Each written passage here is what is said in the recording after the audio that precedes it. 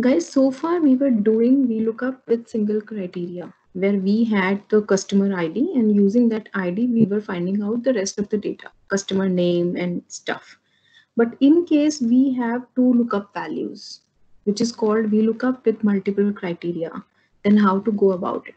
Like in this example, we have name of the student, exam given by the student, and their score in the subject maths. Now we want to put this data in this format, in this table, like how much MAT scored in unit test, how much MAT scored in midterm, and how much in final. So basically, to find out the score from this table, we need to check two things. First, the name should match. Second, the name of the exam should match. So how to go about it? In this case, we will use concatenate function and we will use a helper column. This is the best hack in Excel so far I have come across. So be careful while understanding it. We will insert a column here and we will name it helper column.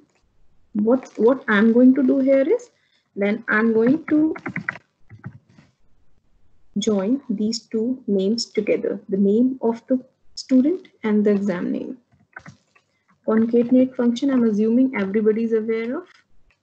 It basically joins two text together, two values together. So this is the helper column we have. Now here when we write VLOOKUP formula, what is my lookup value?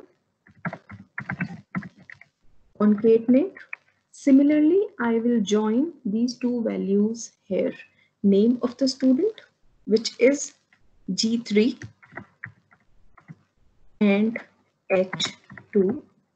This is my lookup value. MAT unit test. What is my lookup array? Now I will take this. Why so? Because my lookup value should be the first column in my table array, and this is the lookup value I have. So I can rule out name and exam column straightly. Column number 2, false, 95. So this is the score he is scored. So in case we drag it down, what happens? We are not getting the results. Why? Look at this formula. What happened?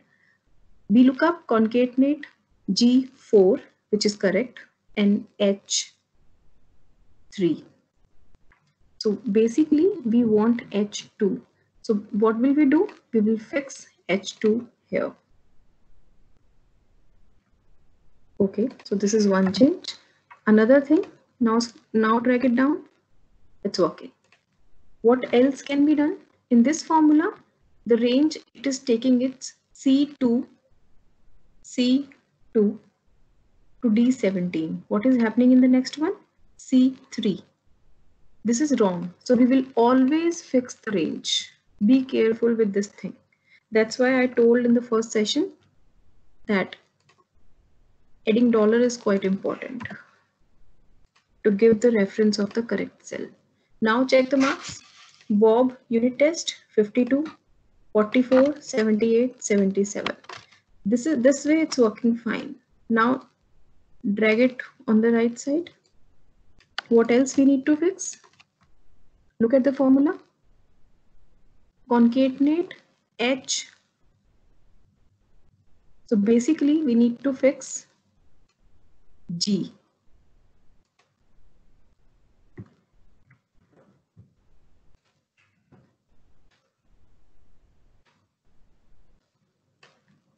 Again there is some issue. What is the issue?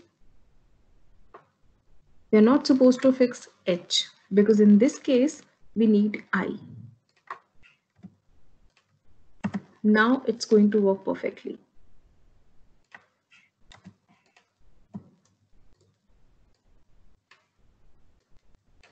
See, this is the final one.